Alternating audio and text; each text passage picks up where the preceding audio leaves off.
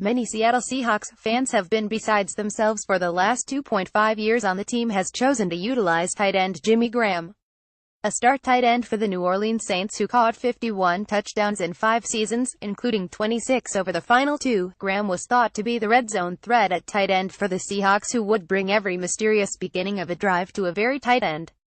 Instead, he has caught just 9 touchdowns over 32 games in Seattle, which has made the tension between his utilization in the offense, which includes a high price tag for a tight end, and fan patience on when he'd be worth it, very tightened.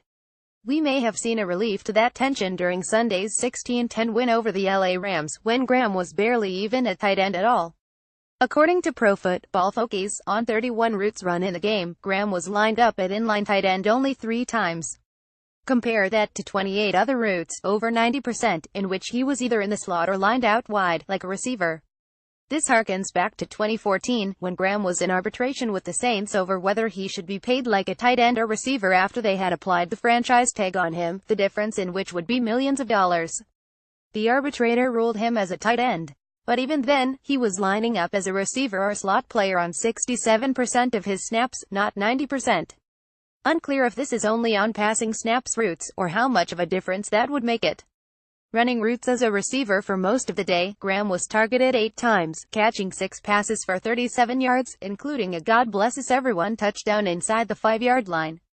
Wilson just threw it up to Graham in Aoni on one, and of course he caught it because he's a 6'7" athletic freak.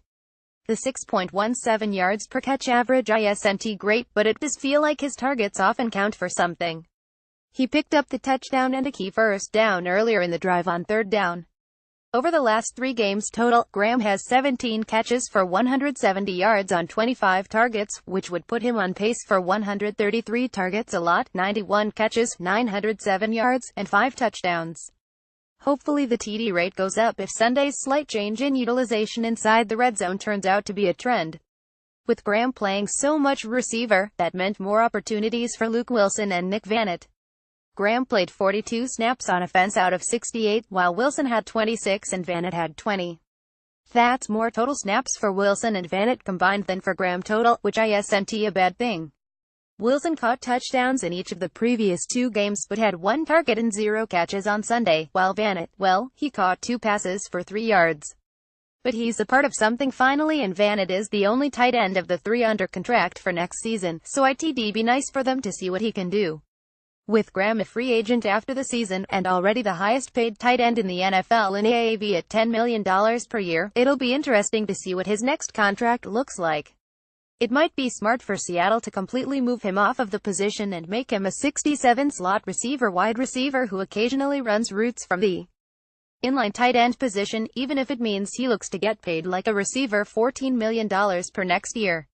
No matter what position he plays, I think we'd all like to see him catch more touchdowns like he did on Sunday, and for the Seahawks to start finding out how they can best utilize their other guys at tight end.